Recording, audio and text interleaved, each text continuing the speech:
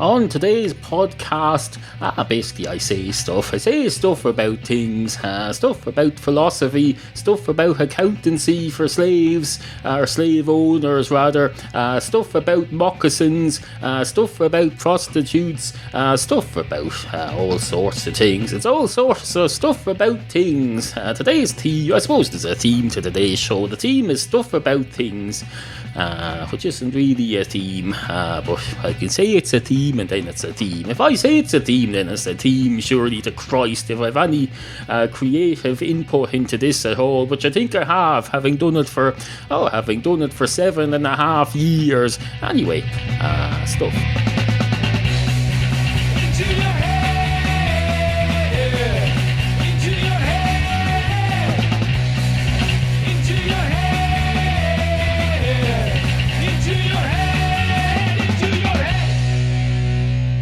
Join me at a tremendously exciting moment. It's into your head, number 740. We've a lot to get on with today. Items that need to be attended to, issues that need to be addressed, topics. Oh, topics. We've got lots and lots of topics. We're positively booming to the seams with topics. We've got topics coming out of this can inside a cup. I have a can inside a cup here, as I think I implied by saying this can inside a cup. Wasn't a metaphor. I wasn't talking about my brain being a can inside a cup. That would make no sense. I got distracted there. I saw a man in a yellow coat running towards my house. It freaked me out. Turns out it was the bin man collecting the bin. It's not bad enough that you have to empty my crap into a lorry. They make you run now. You have to run. You have to be a freaking athlete as well. You have to run around in the rain chasing bins like they're fucking rabbits. Greyhounds, that's all they are now. Bin men, they treat them like greyhounds. They're meant to run after a rabbit. At least a rabbit is compatible with lorries now. They don't have to lift it up on their shoulders like they used to. They have proper wheelie bins that slot into the back of the lorry onto a lift, and they slot it in and they say, here you go, lorry. Here's a bin that's designed perfectly to fit you. It's going to fit into you like a glove fits into another glove. That's not a thing. There used to be a shoe in Amsterdam or something that you wear on the outside of your other shoe. It's a moccasin or something. I don't know. And this is hissing. There's hissing going on here. No, there used to be a shoe. I remember it well from when I went to Holland. They had wooden shoes, and you wear them on the outside of your other shoes, and you make your shoe. You tell your shoe basically. You may well be a shoe that's fitted feet for many hundreds of years through this world, but you're not perfect. We have to put a wooden moccasin on the outside of you now to make up for your shortfallings. Admittedly, you couldn't just wear the wooden moccasin, because the wooden moccasin has its own shortfallings too, so you have to wear an ordinary shoe inside of it. Or maybe some of them wear an ordinary shoe outside of it. I don't know. I haven't researched it, although I have in a way, because the vast majority of you people have never been to the Netherlands. I've been to the Netherlands. I was in the Netherlands once for a weekend in around 1991, if I remember rightly. I went on some tour buses, saw some tulip fields, saw some crap. I wouldn't say it was crap, although I just did. If I was thinking about it more, I wouldn't have said it was crap. I wouldn't say it was crap again if I was able to claim back the last minute of this speech and say no. But no, I'm still a bit freaked out. You look out your window and you see a fella running at your house in a yellow jacket, and then you see him going back the other way with your bin. It's fucking ridiculous. Men should not be running around chasing your rubbish for you. It's fucking ridiculous. Actually, we'll go back to having slaves. That'll be the next thing. They're trying to do it now. They're trying to slip it into the movies. They just bought out a movie about slavery, so they're trying to slip it discreetly back into our culture. forever. So in a couple of years, we'll all be going, oh, slavery, that's a thing again. That's fine. We can have slaves again. And then they'll say, oh, those bin men, they don't work for us anymore. We own them. We own them outright. We own them. We bought them with money. Or what's that thing? What's that fake money that the geeks are doing now? Something. Bitcoins. We bought them with bitcoins. Fake virtual bitcoins that we bought on the internet. We made on a computer somewhere. We used them to buy slaves. They weren't slaves until we bought them. Then they became slaves. They said, I'm going to buy you. I'm going to pay you for yourself. Because to get someone into slavery, you have to give them money first to buy them into slavery. And then if you sell it on to someone else, then the person who buys it gives the money to you. But initially, I assume you have to give the money to the person who's going to become the slave. You say, I'm buying you. I'm going to own you now. Just like you would with a prostitute. You say, here's money. That's a temporary thing. You're renting them. So I suppose that's not the same. I suppose renting a prostitute isn't the same as buying a bin man into slavery when you think about it for long enough. I've been thinking about it now for 4 minutes and 51 seconds. If you include the bit where I said 51 seconds. If you don't include that, it's 4 minutes and 48 seconds. Although it's 4 minutes, it's 5 minutes exactly now. And now it's 5 minutes and 2 seconds. And now it's 5 minutes and 6 seconds. Absolutely fucking fantastic, isn't it? You can time stuff now. I have a counter up on top of my screen here. And it says, you've been talking for this length. It doesn't say that. It just says length, colon. And then there's an unreasonably high number of spaces. There's about 4 spaces. And then it has a counter. And then it says device, microphone. And then it says input, master volume. And then it says, when I'm finished with this recording, ... maximize volume, apply noise filter. And then there's a flashing thing under that says recording. That's how I know it's recording, because it says recording. It says recording. I trust the machine. Not because I don't blindly trust it. I trust it because I've used this software around 700 times now, so I have a bit of faith in it based on experience. It's not based on blind trust, so don't worry. I haven't turned my recording software into some religious cult that I blindly sign up to. No. It's based on science. The science of belief, I suppose. Is that a science? It probably is. It's probably philosophy. No, I was reading a thing about philosophy last night. There was a thing that said 7 philosophical arguments for there being a God. And it said, number 1, the fact that I didn't understand any of it. That's the thing about philosophy. You don't have to understand it. It's just the study of things that you don't understand and how you don't understand them. People come up to get a degree in philosophy that they spend 6 years studying. Say, I have a degree in philosophy. You say, that's great. What did you learn from it? You say, I spent 6 years studying what we don't know. I can rattle off at least 15 things that we don't know or understand right now. I could do a 2-page essay of it for you. And you say, that's great. And who's going to pay you to write this essay? And they say, there's more to life than money. And I can argue that using philosophy, using the words of the great Plato and Plato's son. Plato probably had a son. They never tell you this. All these famous people in history who've been there so famous that they're remembered thousands of years later, they must have kids. They all had kids, surely to Christ. I know for a fact Sigmund Freud had kids because his grandfather used to be on a radio panel show until a few years ago. And I think his great-granddaughter is on a children's program somewhere, if I remember rightly. So I know for a fact that Freud had children. So I presume back in the old days, and the Plato and all those people, they had children too. And the ancient Greek gods, they presumably had children too, or did they? Maybe they didn't. Maybe they just lived forever, in which case I shouldn't be talking about them in the past tense. Unless I'm talking about stuff that they did in the past, which indeed I may be. Maybe I am. Maybe I am. So don't be getting too, don't be judged. Anyway, hello and welcome to the show. 2 slaves walk into a bar. One of the slaves goes straight up to the bar counter and says, "Hello, can I have a pint of your finest Guinness, please?" And the man behind the bar says, "Certainly, sir, but if you don't mind me asking, because I'm new to all this, how will this transaction work? I've never done a commercial transaction with a slave before. Who do I give the money to? Who becomes the owner of the pint of Guinness? Obviously, I retain ownership of the glass." Well, maybe it's not obvious to you, I don't know. Maybe you've never been in a bar before, I don't know.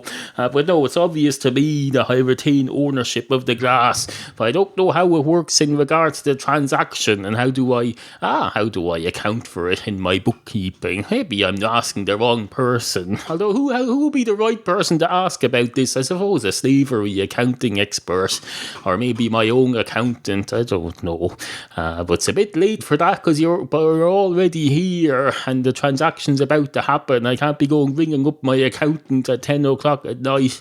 Well, I suppose I can, but I'm not going to. He's not a fucking slave. Oh, sorry, that was a bit insensitive. Anyway, if you don't mind me asking, how will this transaction work? And the slave says, "I don't know. I don't fucking know. How the hell would I know? How the hell would I know? I suppose by studying the accounting standards as published by the various accounting overseeing bodies of the relevant country. If I'm not going to do that just to buy a fucking pint of Guinness, or buy the contents of a pint glass of Guinness, or am I renting it? Maybe you're going to ask that next. Maybe you're wondering, am I just renting the Guinness until I digest it and let it back into your toilet? Well, that's a bit presumptive, because I mightn't have a piss until I get home. In which case, how will that work? I suppose I'm not helping here. I'm creating extra questions. This is probably slowing everything down.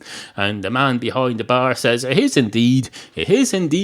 You're quite clever for a slave, aren't you?" And the slave says, "What's that supposed to mean? Do you have some idea that slaves are unintelligent?" Of course they're not. If they were, they'd have no value. The fact that we've got value shows that we're intelligent, or at least that we've got other.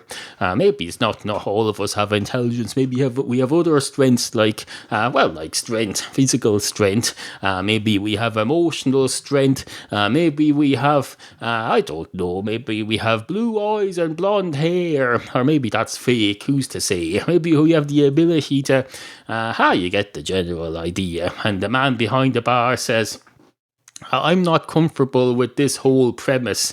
And the slave says, "Well, tough shit, we're in the premise now. We're in the premise and it's on your premises. Ho, ho, ho." That's a little joke. No charge there for that. I don't think I'm allowed to charge people for things. And the man behind the bar says, "Christ." And the slave says, "Christ indeed." And the man behind the bar says, "What would you know about Christ?" And the slave says, "Exactly what you've just told me. I know everything you've just told me. I'm taking a whole in. I'm absorbing it like an amoeba absorbs." Oh no, doesn't amoeba absorb? He does when he merges with another amoeba. Oh no, he doesn't merge. They split. An amoeba splits into two amoebas. That's how they reproduce. Well, I suppose there might be a probably isn't. I was going to say there might be a situation under where two amoeba would merge with each other, but no, that's a bit weird. If it doesn't happen with human children, why would it happen with amoeba children? You don't see human children merging with each other, you do not, unless of course, well, I suppose when organ donation gets out of hand, we're going to be donating heads and arms and spare legs to each other, so maybe then it's going to get complicated. One of these days there's going to come a point where you can donate an arm and a leg and a head to someone else, and there's going to be legal complications there about who are you and who are they and who's who anymore. You're going to have to figure it out. You'll all have to go to the courts.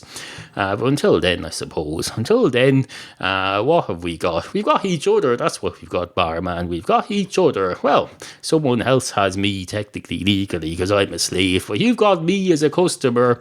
Well, let's just assume for a moment that this transaction just goes as normal. Why wouldn't it? As though there's nothing in the law, as far as I know, that even allows for slavery. So let's just assume that the contract contract under which I became a slave is invalid, because a contract in most legal systems, any so-called contract that contracts people to do something that's illegal is automatically void. So I'm not a slave at all. So there you go. Just go on the basis that I'm not a slave and let's do the transaction as normal. And the man behind the bar says, "You're very bossy for a slave, aren't you?" And the slave punches him in the face. And a great night is had by all, because this is all fictional. Thank Christ for that. Are you going into your head? Support the Podcastual Arts at no cost to you. Just click through the Amazon link at intoyourhead.com whenever you go shopping for anything, even if you use Amazon UK or Canada. We'll take your weird foreign money here. We're not proud. Just visit intoyourhead.com and click on the appropriate Amazon banner. Remember, we value the opinions of you, the humble and ignorant listener. Email Neal at studio@intoyourhead.com. Monkey nuts, that's what they call them. They call them big steaming, shit-eating, piss-piling, monkey nut wrenching, monkey wrenching, nut wrenching. Is a monkey nut wrench, is that a thing? No, a monkey wrench is a thing. It's a tool. It's basically a tool. It's a metal thing, and you put it around a nut and you twist it. You use it to twist the wrench, use the wrench to wrench things, but that doesn't really explain anything.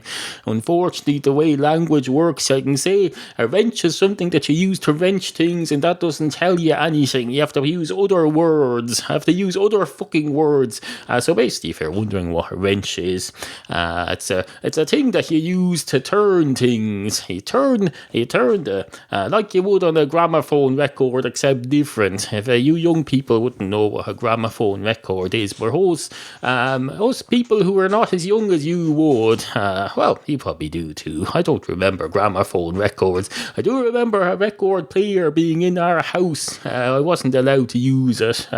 Well, that's not completely true. I had my Oink comic flexi disc plastic thing that came free with Oink comic, and I was allowed to play it whenever the needle was about to be changed, or the last record to be played on the old needle would be allowed to play my free Oink comic flexi disc. But no, once a new needle was installed, I wasn't allowed access to the record player at all. In fact, I don't think I was allowed access anyway. I think I had to let my father operate it, because these apparatuses, you can't just let children use them, especially not in those days. You can't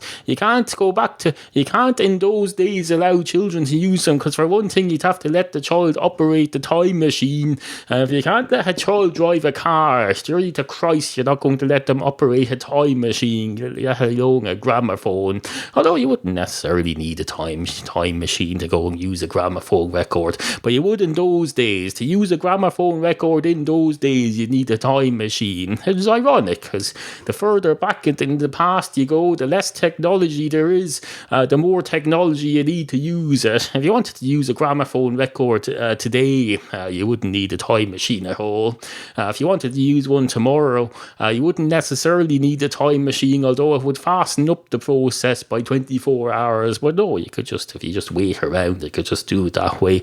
But no, the further back, if I want to go back to the caveman days and use a gramophone record, then I need even more sophisticated technology. I need a time machine, and I need something to transport the gramophone record back with me. Hopefully the time machine will do that. But I'll also need a power source that can be used, that can be brought back to the Stone Age or wherever I'm going. So the more technology is needed, the further back in time you go. Isn't it ironic? Alanis Morissette would be proud. Wouldn't you, Alanis? You'd be proud of this.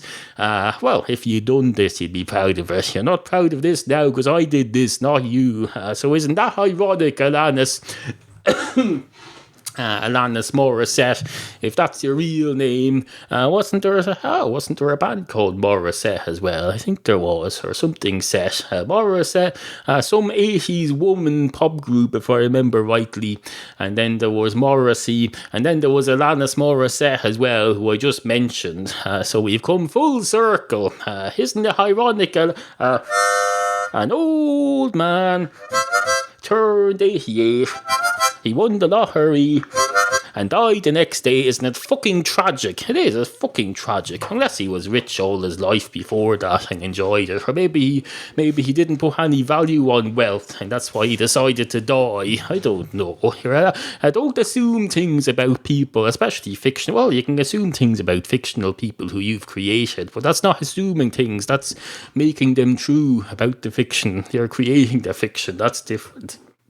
Anyway, this is going to be a shorter than usual show. Well, it's also going to be a more compact and dense show in terms of content, because if you look back through what I've said so far, I've said a lot of profound stuff about slavery and philosophy and moccasins and time travel. Oh, there's been loads in there. It's not. Sometimes it's about quality over quantity, and sometimes it's about the opposite. Whatever the opposite of quantity over quality is, or quality over quantity, which is it? Well, one of those is the opposite of the other. Sort it out yourselves. You don't need me to hold your hand through every fucking thought that you have, especially if it's one of my thoughts and I've already thought it through. I've basically pre-chewed your food for you. I've thought the thought and then said it to you, so you don't have to do anything more except absorb it. That's all. What do you want me to do? Spoon feed you? I have the spoon feed your thoughts now. No, you've got a brain of your own. Use it, or it'll rot.